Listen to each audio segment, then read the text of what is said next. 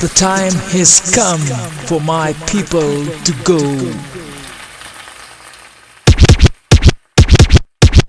I'm not a queen, I'm a servant of the people.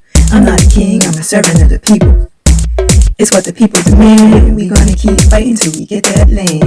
I'm not a queen, I'm a servant of the people. I'm not a king, I'm a servant of the people. It's time to rise, to get what we want, we got to organize.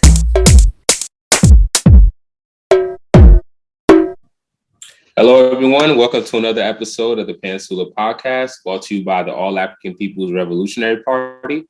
For those of you who are not familiar with the A-APRP, we are a revolutionary party, as we stated earlier, founded in 1968 by Kwame Nkrumah, the late, great Kwame Nkrumah. And if you're not familiar with our objective is Pan-Africanism. Now, I know there's varying degrees and people have different iterations or understandings of what Pan-Africanism is. We define Pan-Africanism as a totally liberated and unified Africa under scientific socialism, which was defined in the Pan-African Congress, the Fifth Pan-African Congress, which was spearheaded by the likes of Du Bois, Kwame Nkrumah, and others. So as you can see here, I'm sitting here with my colleagues, my comrades, Jesse, Winfred, and Evan. And before we start each episode, we like to commemorate each episode to one of our ancestors. So I'll go ahead and, or two of our ancestors, I'm sorry. And I'll go ahead and let my comrade Evan take it from here. Every time we do the Pantsula Podcast, we understand that as Africans working for the liberation of Africa, for the liberation of Africans all over, that we're standing on the shoulders of people who've been doing this work before, and also the elders who we're learning from, as well as the masses who understand the conditions and working towards it. So for this one, we're doing for this episode, we're honoring Malcolm X, El Haj Malik El Shabazz, and Hannah Kudjoe.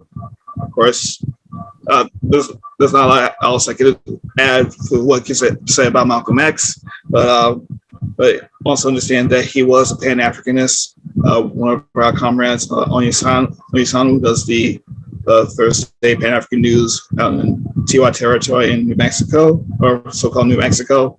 She has a video talk about Malcolm X and his Pan-Africanist work with the Organization of Afro-American Unity, which is modeled off the Organization of African Unity, and some good pieces aside from the video. You can also read Malcolm X Speaks, and of course there's the autobiography of Malcolm X.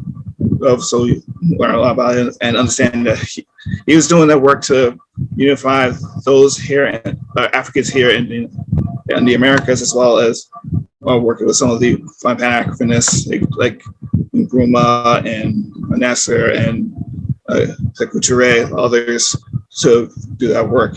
And as Jeffrey mentioned, that we're founded by the All-African People's Revolutionary Party was founded by Kwame Nkrumah, one of the people who was involved in a couple of his organizations in the Conventional People's Party, which was the ruling party, and independence of Ghana, as well as the United Gold Coast Convention, which preceded it.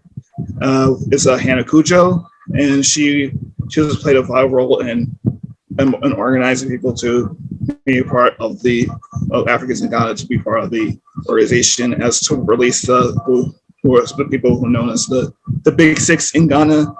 She was a part of rallying support to get them free from prison, and also founded a Pan-African women's organization in Ghana, and this will work until she transitioned to the ancestors. So we always look on them, and there's also a good paper which is called The Disappearance of Hannah Kudjoe, Nationalism, Feminism, and Tyranny of History.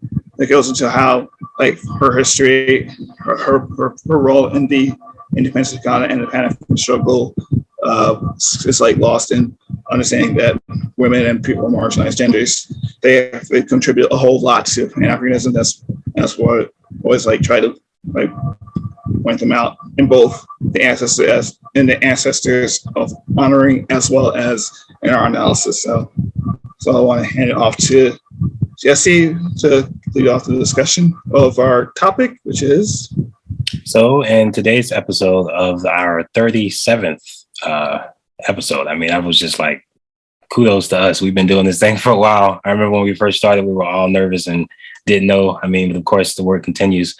And we're talking about the Pan-African struggle is green and how the revolution and the environment, you know, those two things are linked. And I guess one of the first questions I have as a discussion point is, you know, what are some of the links between colonization and environmental destruction? Because those things are totally linked. And I think we can just start off there because, of course, when we hear about environmental issues, it's coming from the capitalist media. And of course, there are contradictions in how they're talking about it and what's actually the source of how this destruction perpetuates. So the point of colonization is primarily just to make money. So when a host country or colonizer is trying to colonize a country, their whole goal is to make as much money as possible, extract as many resources as possible, and really get as much as they can. In most cases, like the environment isn't really a consideration. So really, like the way that it's linked, at least at a fundamental level, is that the colonizer will extract whatever they want from the country that they're colonizing. Land grab, in addition to that. Yeah, that's where the resources reside.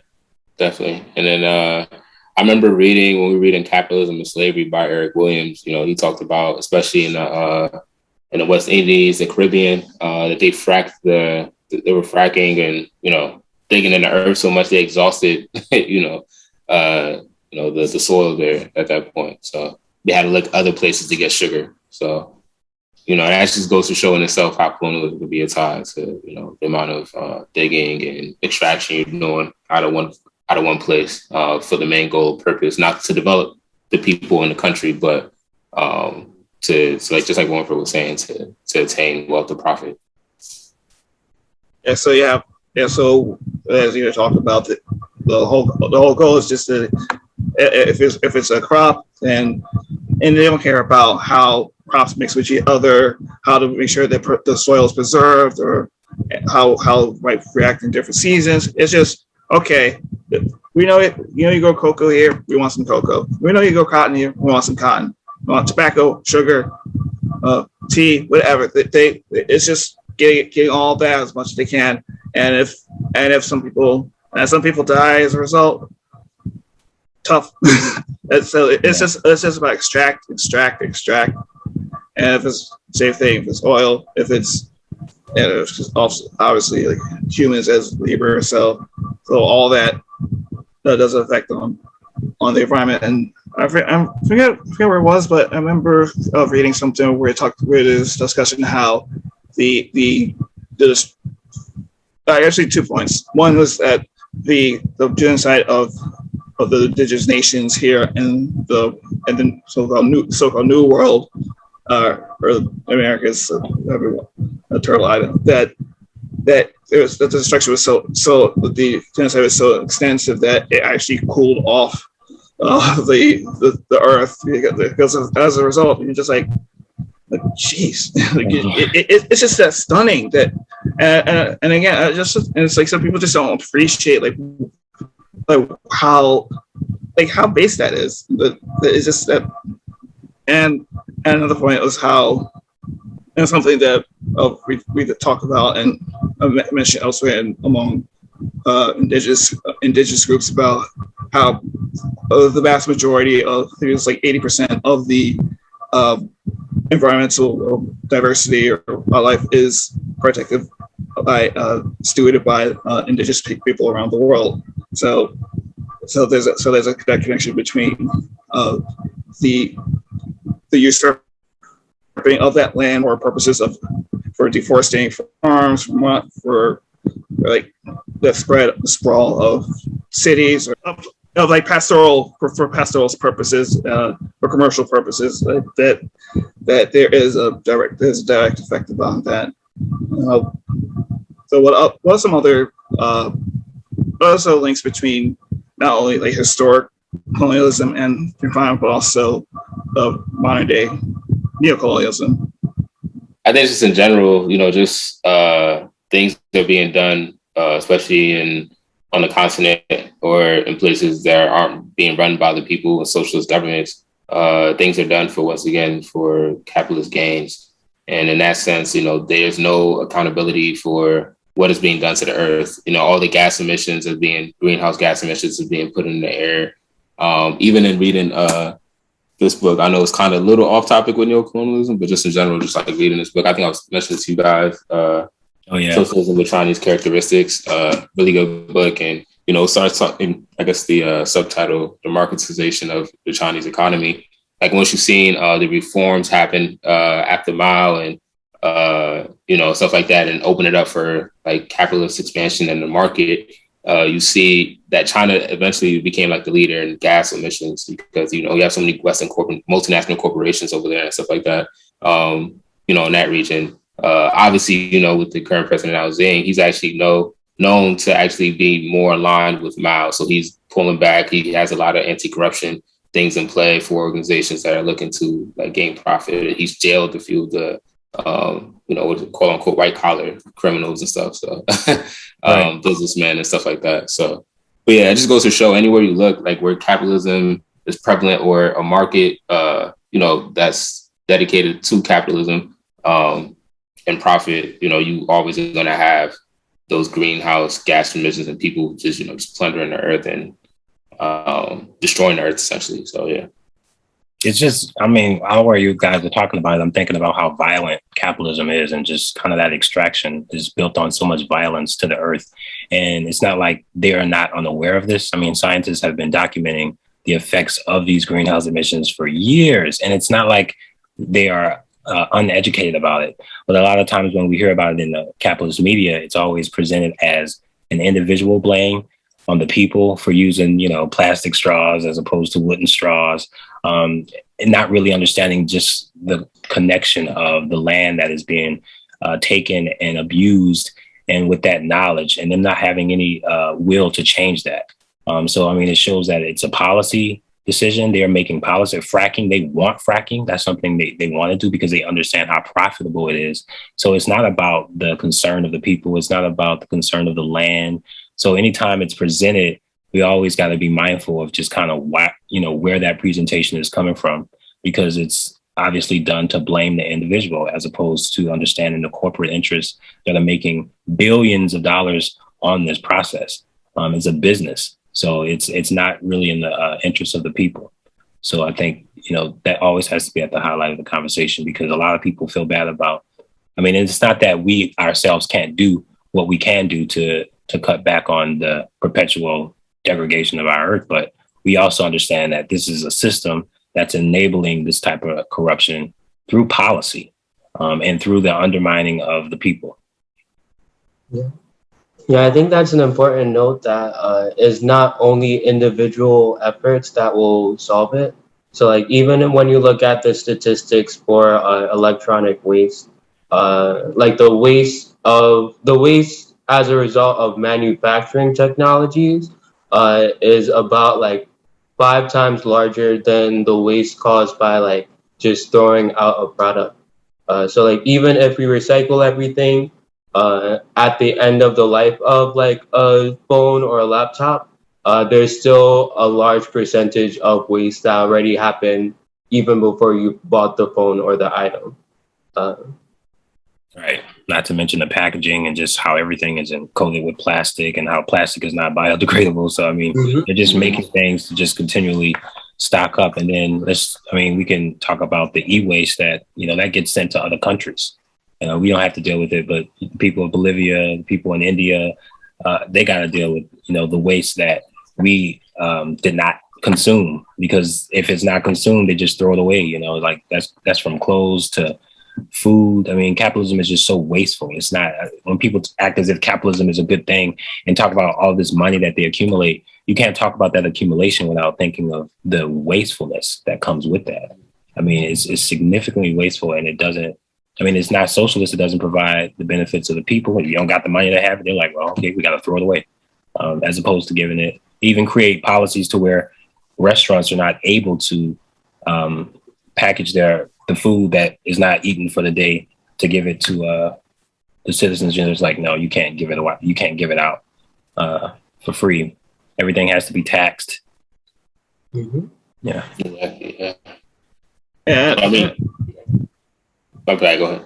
Okay, so as and another point with Fred and Jesse about e-waste is how I think a while ago there was an issue between the United States and Kenya about I think there was an issue about like, okay, we're sending you e-waste, and Kenya's like, no, or I know Kenya and also some other countries in South Asia, like, no, we don't want your waste. Like, you deal with it. You like stop it. And again, it's sort of has like even, and we'll talk more about this later. Like even when you do have this, even you do hear about, oh, we're going to be green, we're going to green everything. We have the Green New Deal, or we're like do all this recycling. It's all, but it's weird. Like there's actually a show I used to watch when I was younger called Beacon's World, and one of the things they talk about is what matter is like everything goes somewhere. So if you produce, so you have all this like advertising to say, like especially in the global north, like we want you to buy this. You need this to look cool. You need this to get this, and so you take all this excess so surplus labor from both global south as well as general colonies or less well-off places in the global north. You do all this, and you don't care if they get sick from making semiconductors. You don't care if they're getting hurt from doing all this mining or textile manufacturing. You don't care if they're doing all this meat slaughterhouse work, and all these animals and such. And it's like as long as you get all these people, the right people to take all this money, they'll take all this and consume, then it's just have an issue there. And then you come back, you say, oh, we need you to save water. We need you to recycle. We need you to eat this new thing we made up. And the green thing is always more expensive too. Like the thing that's better is something that's not really attainable to a lot of people because they package it to be more, and so they co-opt these messages, but they have you pay more for it without even understanding. It's like if you give it to the people, if you let the people control the land, we won't have the land, because native indigenous people knew what they were doing. Even with like the fires that the forest fires, those forest fires were allowed. I mean, people understood the indigenous connection to land, and how you can take care of the land, how you're supposed to take care of the land. But because we have corporations, they don't care. It's the inhumane disregard. So they just give out, they reframe the message. And so again, people are left to feel like they can't do nothing, or they go extra without understanding the colonial aspects. Or you said make it as if it's like, oh, it's humanity. Humanity did all this, like, right. But like class interest, anything about the labor arbitrage, anything about hundreds of years of colonization, imperialism. No, it's human. That person, the Aboriginal person in our so-called Australia, or the San person in Botswana, they're the same as an Oppenheimer or as a Rockefeller. Right. Same thing. Yeah. See. And like even with a lot of the green alternatives, like they often also end up in exploitation. So like one thing I've heard about is like cars that run on batteries as opposed to cars that run on gasoline. At least today, like most of the electricity that goes into those cars come from fossil fuels. So like fracking can still be involved. Like exploitation can still be involved. I think a couple months ago, like even to manufacture the batteries, like one person was calling for a coup in Bolivia in order to make it cheaper for people. Elon Musk. That's the name you're going for. And so, man. Mm-hmm. Yeah, he just was like, we can frack anywhere we want. Like, yeah. I mean, just just very bold in that type of propagation. And that's what it's about. That's why people need to understand, like, it is deeper than just, they have a profit motive, and that's what it's about. It doesn't matter the length in which we got to understand that with that type of line, they register themselves as the enemy. You can't negotiate with someone who's not going to take consideration of the people or the land itself. Like, you got to be militantly, radically against it.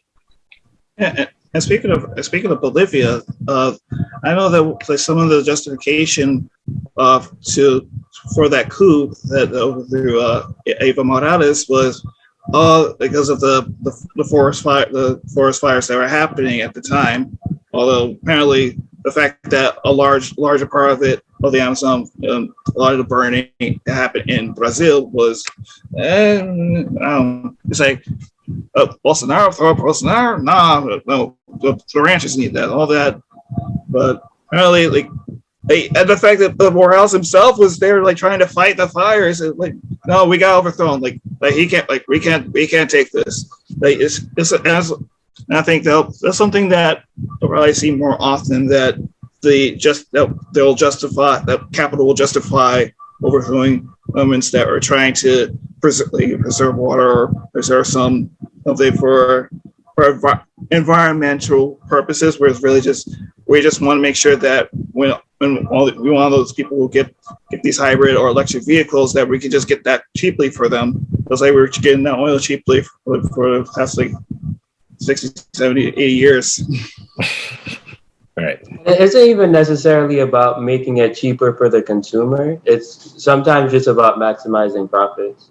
So, like, we've gone to war over oil and, like, how many different countries, and spent, like, how many trillions of dollars, but gas is still rising, like, every other month. Like, I think sometimes, I remember one thing where it was like $8 a gallon, and I was like, let me just walk.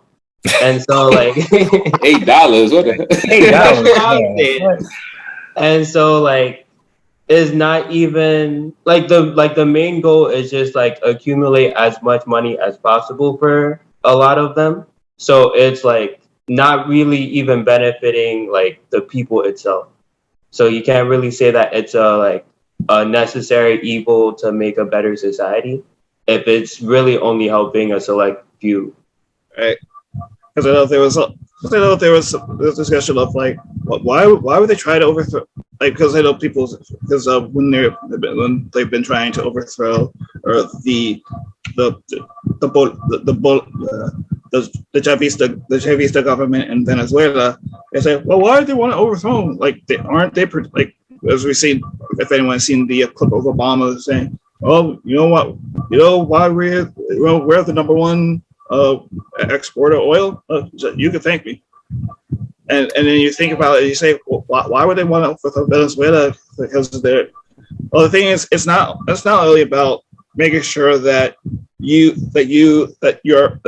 capital in your particular nation has control of that resource. It's that other countries don't. Right. Yeah, and therefore they don't have the will to their determination. They can't actually live off of the land that is theirs. And that's why we stress land and having a land analysis, because the land provides. Without the water from the rivers and the food that's produced on the land, all of those means can be taken from someone else, and they can do whatever they want and just leave the people in that land, basically reliant on them to get the produce and everything that they create. They don't even have access to. And that's something we've been reading in our work study as well, about capital accumulation, just kind of the relationship between the producer and the consumer. Maybe we can just talk about some of those points, how, we have to understand that the things we have don't just come out of thin air. We have to understand that these things are produced, and it's at an expense of not just the environment, but again, labor, the violence of it, and how it separates families.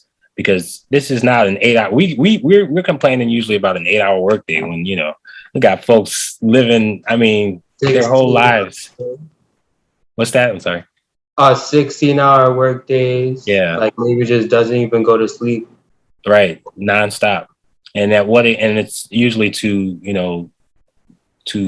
the expense of the luxury items that a lot of us think we need through the media propagating those type of messages like, oh, you need this, you need that. And we think we're at a good space if we're able to afford these things. But if not accounting into the expense of that item, it just adds to that division. I think another aspect that's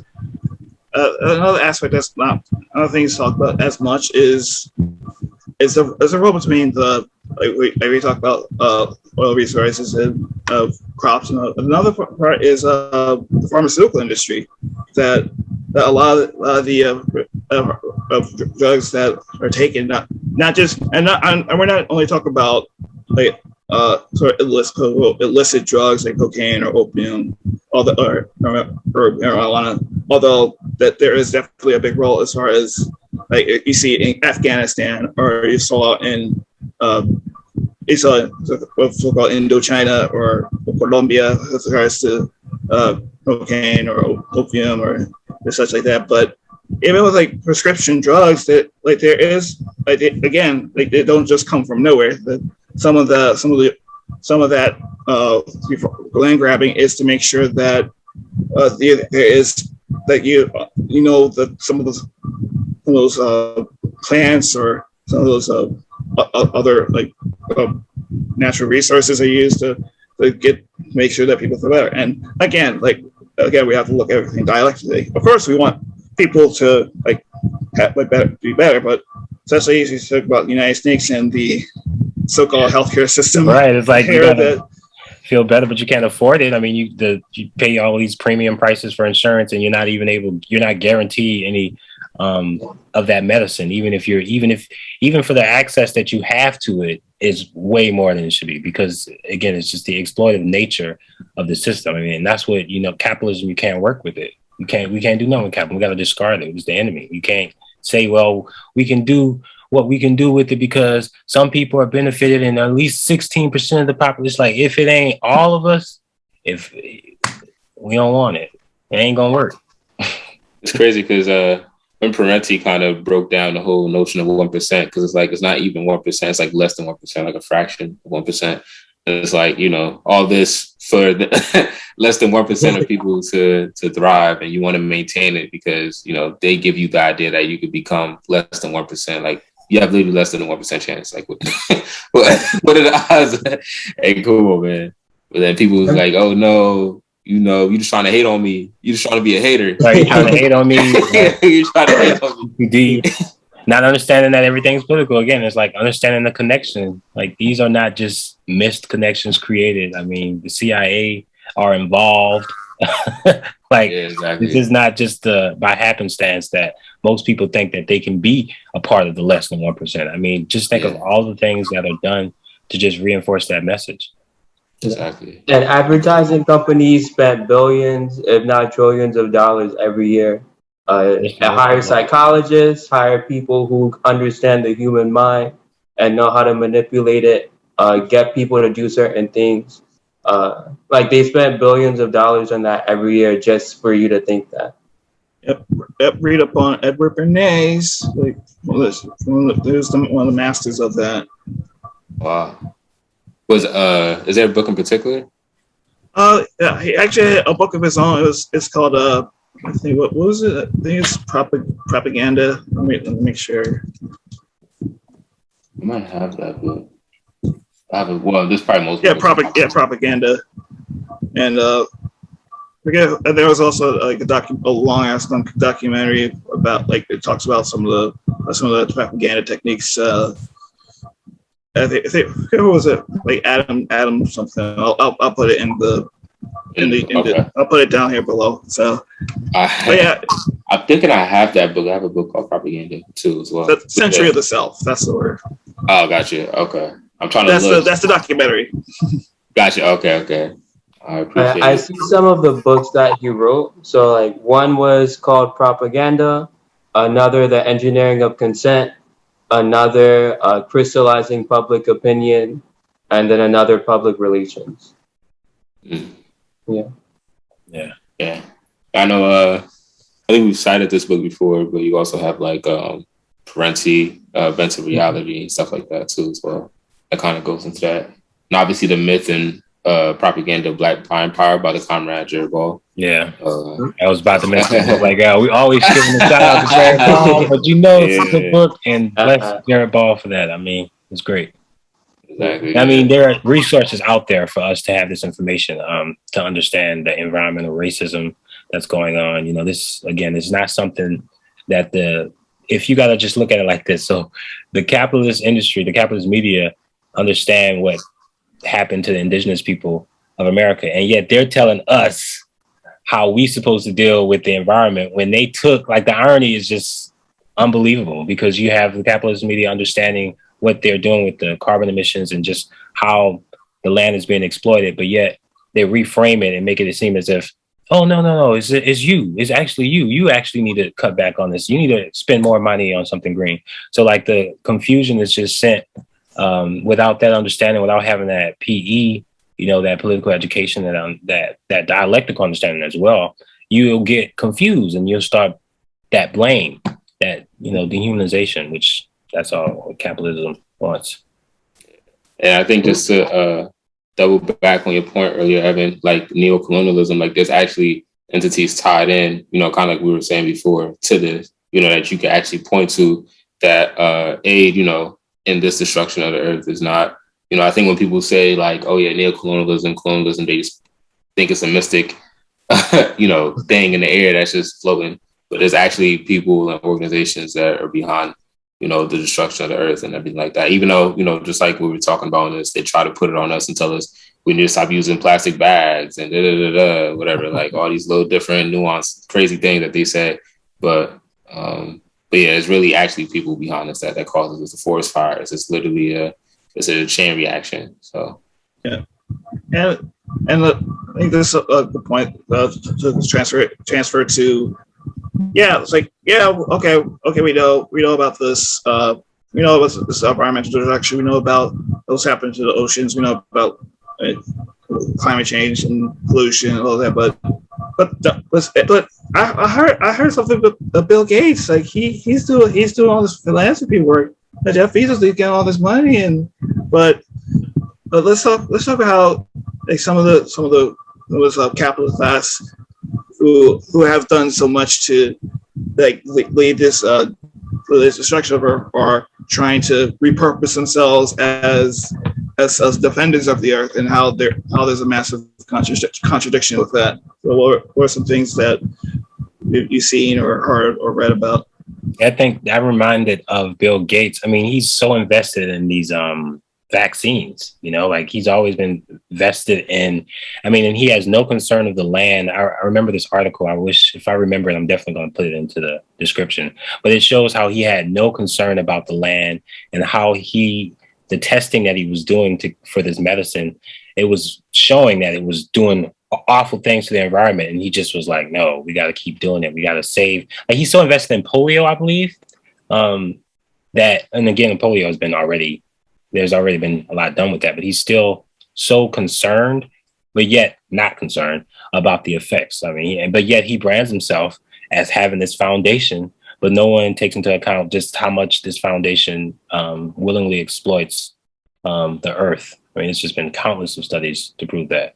Yeah, and the thing is, like, we talked about, I think we discussed this earlier, especially in the capitalist and disability episode, how like the vaccine, like the investment in vaccine is that, for one, it would talk more about other ways this is used, abused. You put intellectual property rights on a vaccine, and as you said, like, okay, this vaccine, like, it didn't work in the UK, we could send this to India, or it didn't work this medicine didn't work in the US, we can sell this to the Philippines, or right. And yet also you have all this and also it's like a lot more. And again, as we talk about this profit drive, this drive to like have all this control, is that it takes a lot less from. It's a lot more from that. So it's like, oh, maybe these places need like actual like clean water, or it needs some like actually like make sure that they have actual like environment worth living in, that or like more worth living, I should say. Right.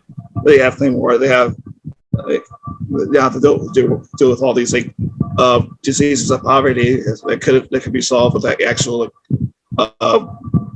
a people center. People if they had like the control of the means of production and exchange and such, they actually have something instead of having to do all this like mass privatization or some other thing where oh you want this medicine? Okay, you just let me show you, I'll give you this phone and just give you just put this number in and give you ID or something. Right. Yeah, I mean, I think just also it's important for everyone here to have we stress to having a geopolitical international analysis of just kind of the effects of how this stuff works. Where I see a lot of signs talking about the Green New Deal. And again, when people talk about the Green New Deal, they don't often think of just the other side of it. Like if we're being okay with this, all of these environmental progressions, but those who are really toiling the land in all of these other countries, if they're not tended to, then it's not righteous. You know, it's not something we should be advancing in if it's not helping the international, because our benefits, the luxuries that a lot of us have here in this, in the imperial core, there's so much done to just remove us from the understanding of where all of that is coming from, and who's actually the ones being really triple exploited, in addition to us being exploited. And it's a good piece by Cory Morningstar. Dovetails into the Real New Deal issue, and it's also called the New Deal for Nature, and it's called let me see what that is. The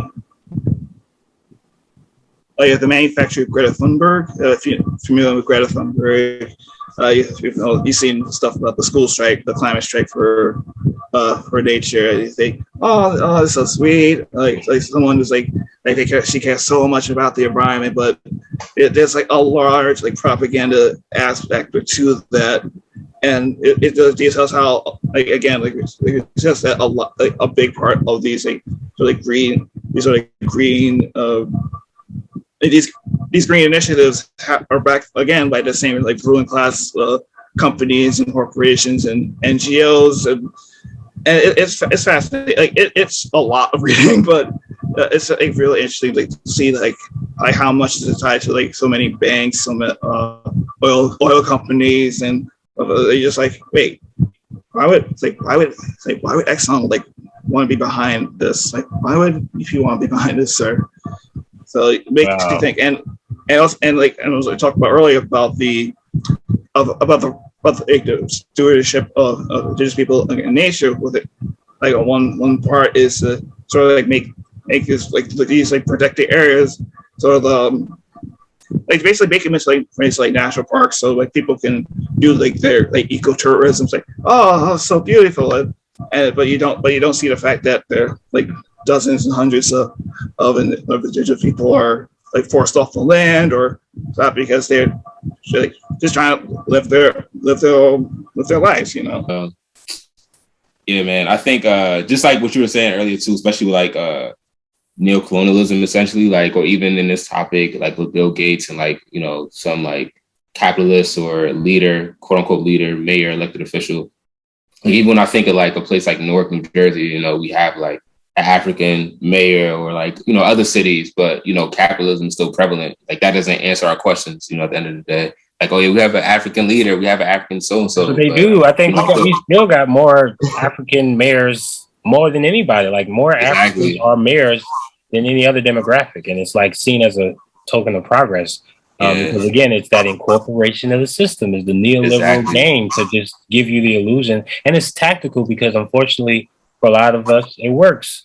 If you talk to some folks that when Obama got elected, it was kind of they cried because it was a representation. They never assumed that would ever happen. And again, the forces understood that they had to do something that would be in the benefit to the perpetual, hegemony of their dominance. So it's okay, we got to get some. And with Kamala Harris, now you have, she's another example of that. So it's to do whatever you can do to maintain that dominance, and don't have people thinking dialectically of the actions that are done, the policies that are done. just to justify it. And then again, with neoliberalism, it's like, it's never really critiqued. No one's really criticizing nobody. Everyone's just like, yeah, well, that's the way it is. You know, I mean, but there's progress. Like, don't be a negative person. Like, don't be that person saying nothing, because we are actually doing something, right? Exactly.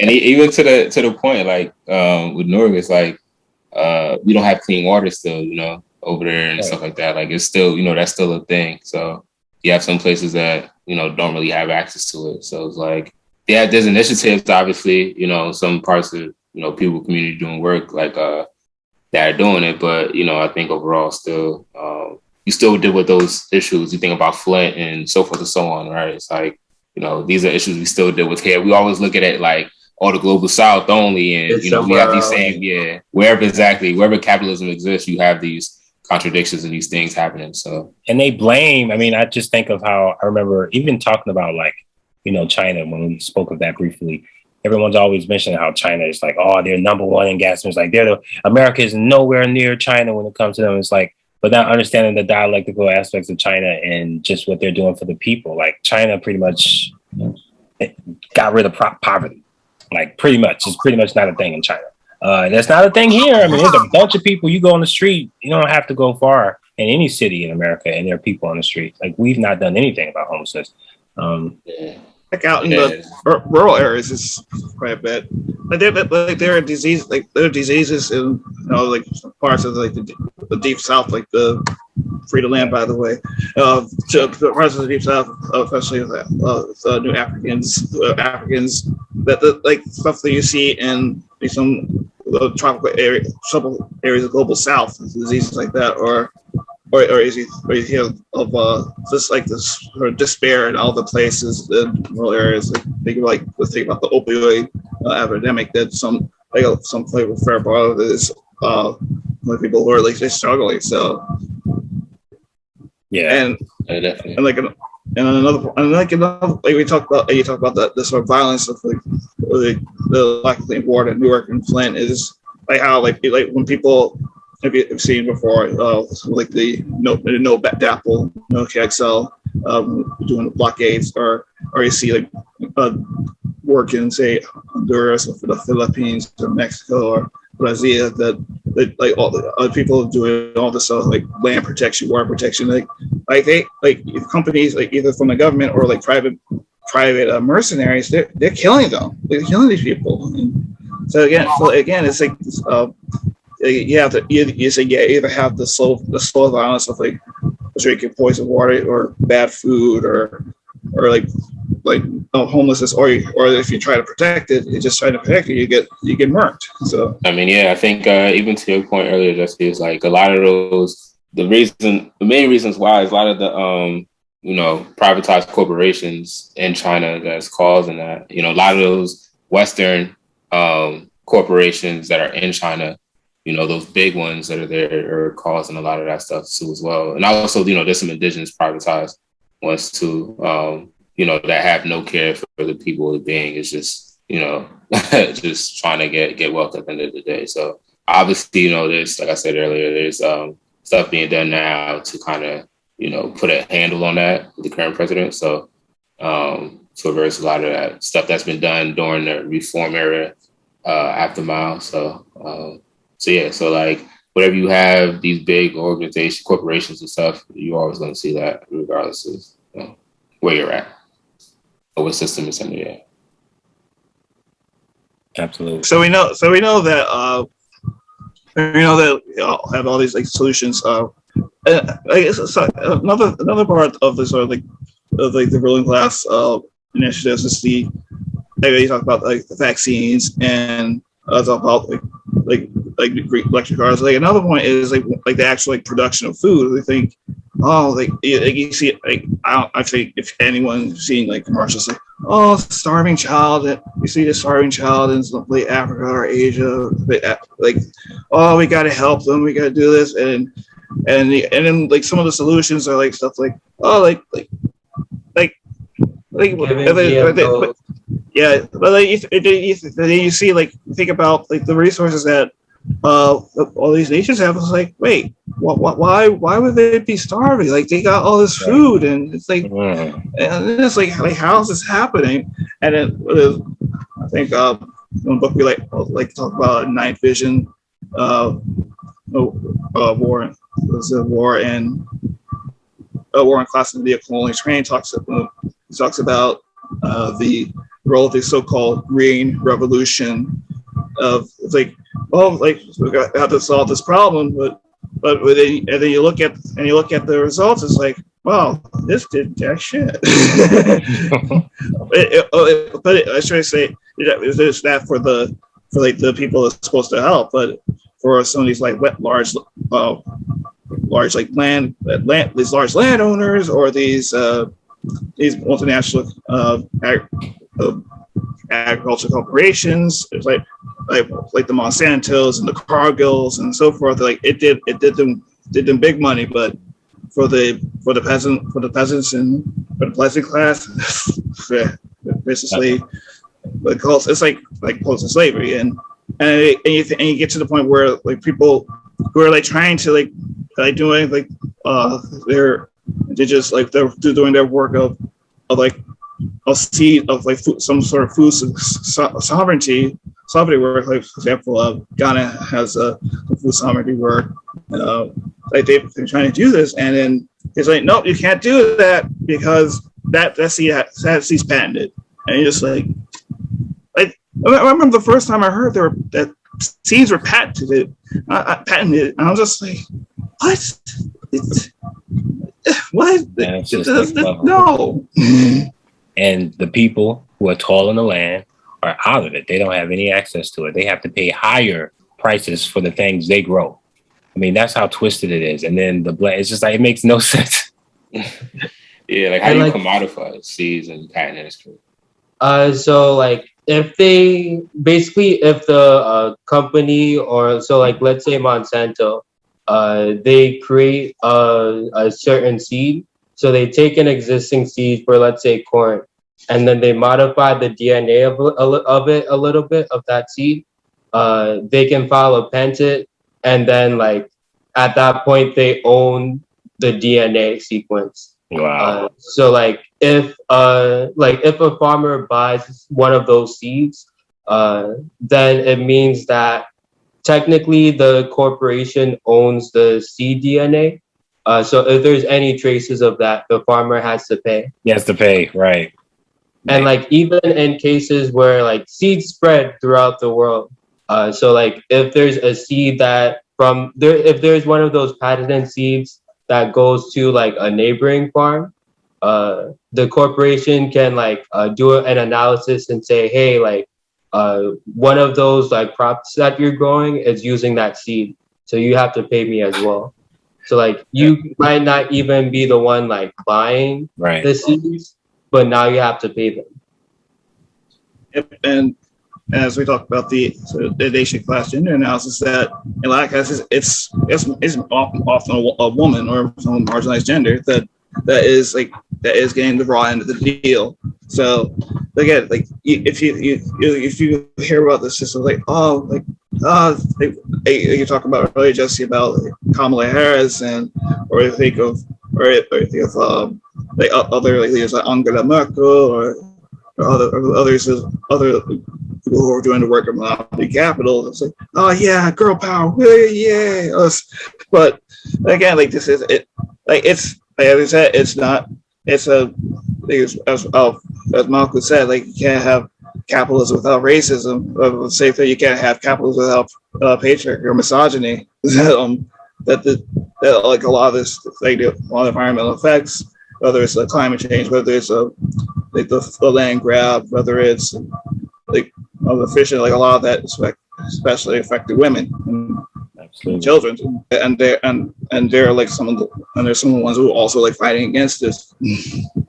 Right, they're the ones that often in the leading those fights against it. So I mean, that's the understanding to really have about this conversation. You know, one would always, again, if you're relying on your enemy to give you the information, you already know you're not going to have the right analysis. You're going to be using their information to somehow do what? Like, it's like the meme of the Spider-Man looking at the other Spider-Man. It's like, right?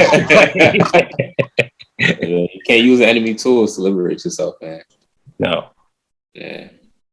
You can't build. How did Audre Lorde say that? You can't build with the enemy's tools? Or? No, something about like we did an episode last. Y'all just did. I know. I remember the masters. Yeah, master's tools. Right, master's tools. You can't build using the master's tools. I feel like that's it. For the master's tools, we'll never dismantle the master's house. Yeah, there you go. There we go. Because again, I think of liberalism. That's usually it's just a tone deaf conversation when often we're talking about environmentalism. It's not really understanding the, colonialism, land. I mean, back to those things. If you're not coming from that, if you're just looking at it from what you can personally do, not having the knowledge of corporate interest and just kind of what's being done to continue it, then you're not going to have a right approach and understanding how it goes. Yep, and a lot of the land battles we talked about, we talked about the anti-flight land work, but there's also I think about we mentioned like the struggle in Palestine that there's also an environmental aspect to that there's a large group of olive trees and Israel in this way when it's like displacing Palestinians off the land or Bedouins as well, and one tactic is they drop the big the olive trees and I also talked about the war protection in not only in Central America and Africa. Also, one of the things with the struggle over the occupation of Kashmir is with regards to its water resources. And if you heard, there's been some discontent between Egypt, Sudan, and Ethiopia over dams. And again, this over water resources over that. So a lot of these struggles over land are also about struggles for environmental protection. And there's another part is that one part of the Neo-Colonialism, Fiji. I don't know if people are familiar with Fiji. Fiji water. Not Fiji water, but I know that's what you was talking about. I was saying very connected to that. Although there's simply something to say about bottled water and yeah. And the Nestle, make water free water, right. What? Yeah, exactly. That's a whole nother conversation, the bottled water industry and what that is. Yeah, but Fiji, there was in 1987, there was a coup against the prime minister because he pledged to keep if you're familiar that that one of the reasons why, especially one of the reasons why not only if you go back actually centuries when people when we talk about the global south, people might understand South America or Africa, maybe not as much, but really Africa or much of Asia, but also another part is the Pacific too. Hawaii is colonized, a lot of the islands there, and Fiji. The prime minister, he said that we're not going to deal with all this nuclear testing or stuff. We can't deal with it, and there's a crew against them and put in authoritarian leadership that's you know what, all this nuclear power, come on in. Right. No, that just going back to what we've said many times over, anytime there's a socialist movement or the people coming together and saying, hey, we're not going to have corporate interests run our affairs. We're going to handle it on our own. We're going to have the people decide. That's when there's a coup. That's when the sanctions, that's when the blockades, that's when the, imperialism comes up. Okay, we got to come in and intervene because we cannot have this. They're unified enough with that understanding. And it's just not about, the masses of the people understanding that we have to be unified, because anytime they unify, it's to our detriment. But when we unify, we can definitely win this war, and we will. I definitely have confidence that we will win this. But it's just about having that understanding, because they're nonstop. I mean, just hearing that in Fiji, we can just look at many other times in history, any type of socialist movement that's uprising, that's when the imperialists are coming. And I think there's a speech by one of our ancestors, Thomas Sankara, where he talked about this. I love this phrase. Imperialism is the arsonist of our forests and savannas. I just love that. I just love that phrase. That we understand the role of imperialism and taking up the resources and the country control of the land and labor and such. And it's also environmental destructive too. And even as we talked about so much, that even when there is try to green up the struggle, there's still some shady stuff going on to monopolize control for capital. Let's talk about some. I mentioned Sankara. I also talked about some of the food sovereignty in Ghana. What were some other movements or notions where they, with this question of the tie between imperialist control and environmental questions have been taken care of? I think comes to mind is the Rastafarian movement, I would say. They don't really omit any type of gas or anything of that nature. It's all about using nature and the things around you and using it to your best ability. It's not no profit motive, or that's not what they're centered on, with that movement. So that's one I can think about. To be honest, maybe the only thing I can really recall top of head right now. Yeah, I was also thinking of another ancestor, Wangari Maathai, and the Greenbelt movement. I think that there's this movement to make sure plant trees and as well recognize the connection between we talk about for the party, this collectivism, humanism, egalitarianism, and a big part of that is even though we talk about humanism, a big part of humanism is understanding that that humans are part of we're part of the environment. So as Maathai other people were locked up by the Neo-Colonial Kenyan regime, the Kenyan government, as a result of it.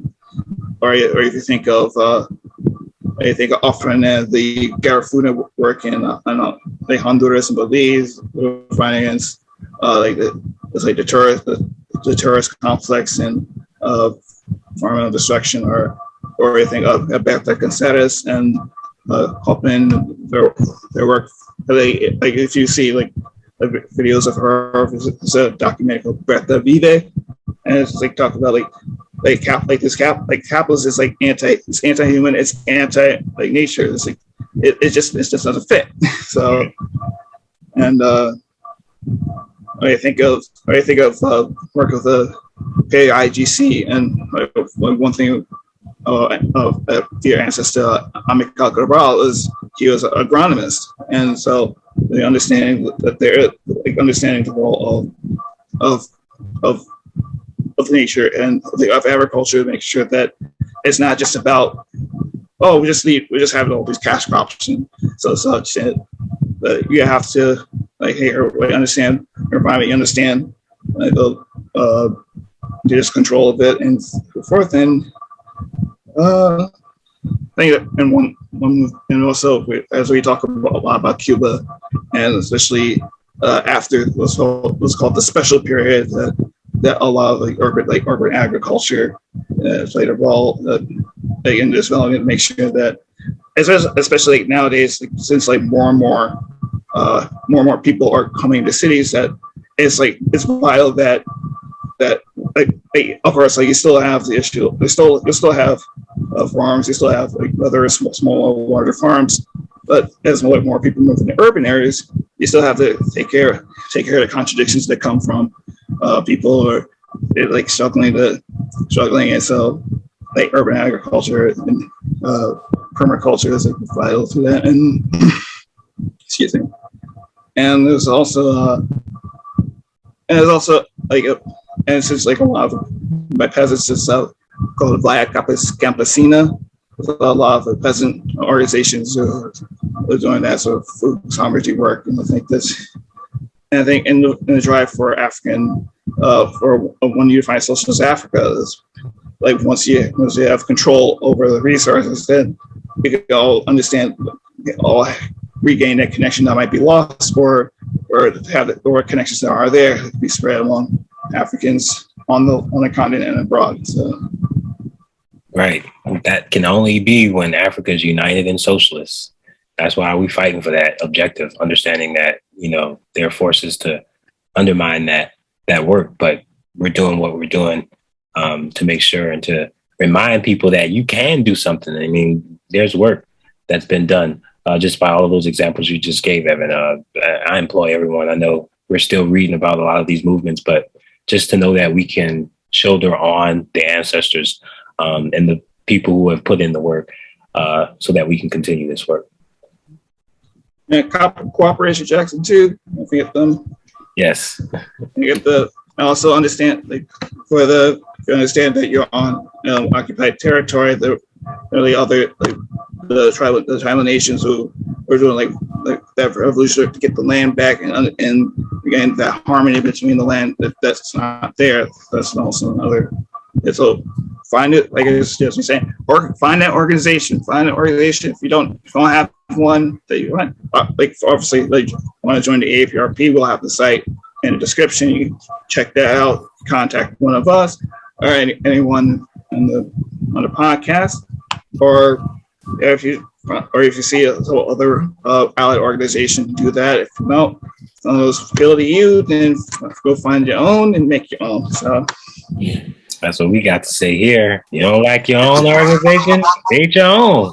But you got to do something. You can't just sit down and be like, okay, I'm inspired. I mean, of course, if you're still listening, you're just like, oh, I'm not. If you're inspired to do something, hey, that's good. But the best thing you could do is join an organization to advance, your people. That's what you got to do. That's what we're doing here. So if there's any more comments, you got anything more to say, Jeffrey, Winfred? You good?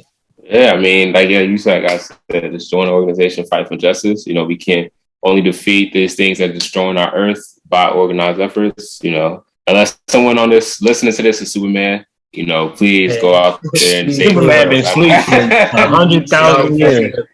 Listen, we need you to go after IMF. We need you to go after the World Bank. We need you to go after. Listen. U.S. president. Monsanto Bayer is located at that. Without the address, man. But if you're not, then join the organization. And the work doesn't stop just by you join the organization and feel like you just rest your feet up and not do the work. Like you have to join the organization and do the work while you're in there. So yeah. Don't forget to check out our other comrades podcast. The Forward Ever podcast on Spotify. Don't forget our ancestors' voices every Sunday. The comrades Shakur and Jamu, father and daughter. They're awesome comrades. And also, yes, we had an episode earlier. Yeah. And we also got the weekly Pan-African news on Thursdays. So our comrades out in Mexico. We also got the Revolution African Women. We do their podcast monthly. I think it's on the last Saturday of each month. So we'll have those here. And again, if you listen to all of these, and as well as all these speeches from our ancestors and elders, as I say, take their words and use that. They'll just it's fine if you want to share. Find it, put it on your Twitter, put it on your tweet, put it on your Facebook message, or put it on your Instagram page. Fine. It's not saying you can't do it, but it's got to lead to something. It's got to lead to that action. Got to lead to that forward. Yeah. Oh yeah. Also, I think did you say the Forward Ever podcast? Yeah. Yes. Okay. You said all right. Cool. All right. Yeah. So yeah, Forward Ever. Yeah. Then I guess on that note. All right. All right.